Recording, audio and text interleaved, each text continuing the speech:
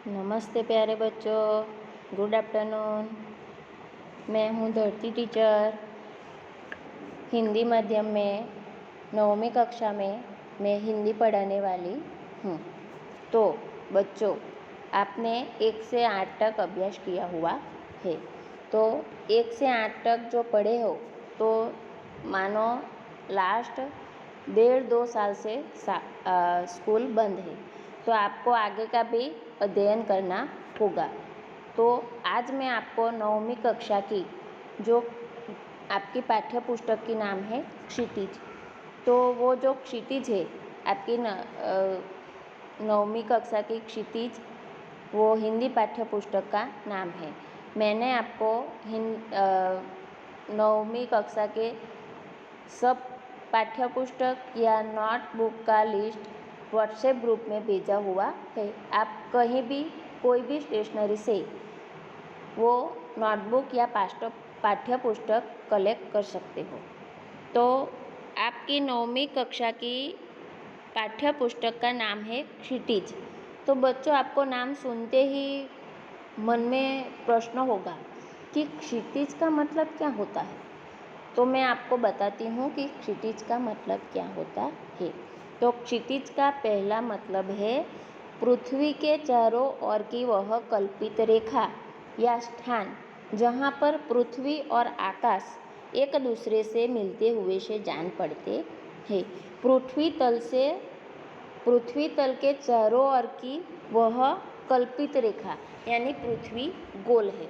तो पृथ्वी की चारों ओर जो हमें कल्पित रेखा, वहाँ पे कोई रेखा है नहीं, सिर्फ कल्पना करनी है। जो कल्पित रेखा या स्थान है जहाँ पर पृथ्वी और आकाश हमें एक दूसरे से मिलते हुए दिखाई दे रहे हैं, उसे क्षितिज कहते हैं।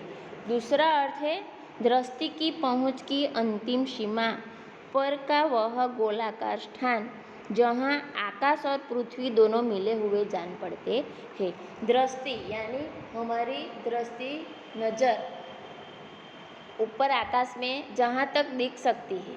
हम बहुत दूर तक तो नहीं दे सकते, बादल तक हम देख सकते हैं। तो बादल तक, पृथ्वी से लेके बादल तक, आकाश तक हमारी जो दृष्टि है, वो दृष्टि के बीच में एक कल्पित रेखा, हमें वहाँ पे कोई रेखा है नहीं, सिर्फ कल्पना करनी है कि यहाँ पृथ्वी से लेके आकाश तक जो कल्पित रेखा हमें दिखाई दे रही है, वो कल्पित रेखा हमारी अंतिम सीमा पर का वह गोलाकार स्थान, हमारी जो अंतिम सीमा देखने की हमारी जो दृष्टि है, वहाँ जो अंतिम सीमा है वहाँ पे एक गोलाकार स्थान, वो कोई गोलाकार स्थान भी नहीं है, हमें सिर्फ कल्पना करनी है कि जो वो गोलाकार स्थान है वहाँ आकाश और पृथ्वी दोनों मिले हुए जान पड़ते हैं। जो गोलाकार स्थान हमें दिखाई दे रहा है, वो गोलाकार स्थान में पृथ्वी और आकाश दोनों मिले हुए दिखाई पड़ते हैं, उसे क्षितिज कहते हैं।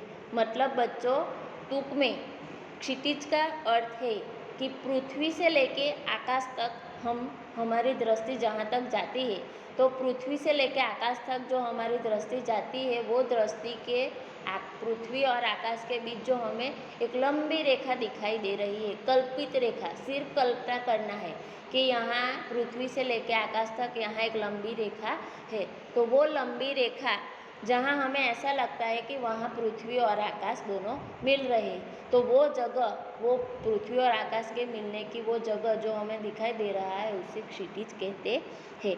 तो बच्चों, ये हुआ आपका क्षितिज का मतलब। यानी हिंदी माध्यम में 9वीं कक्षा का पाठ्य पुस्तक क्षितिज है, तो वो क्षितिज का मैंने आपको अर्थ बताया, मतलब समझाया। तो अब मैं आगे आपको वो जो क्षितिज है वो कितने भागों में विभाजित की गई है वो समझाने वाली हूँ।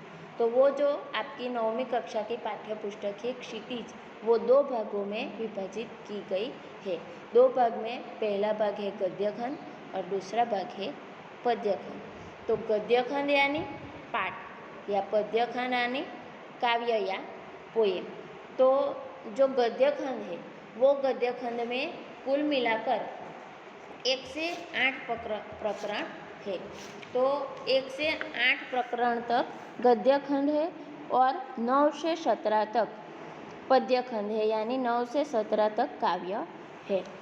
तो बच्चों, आज मैं आपको दो बैलों की कथा आपकी 9वीं की हिंदी की पाठ्य पुस्तक में जो पहला प्रकरण है उसका नाम है दो बैलों की कथा। तो दो बैलों की कथा का लेखक है प्रेमचंद, जो कथा लिखते हैं, जो कथाकार कहलाता है। तो उन्होंने दो बैलों की कथा को लिखी है, तो उसके लेखक प्रेमचंद है। तो मैं आपको पहले प्रेमचंद के बारे में परिचय देती हूँ।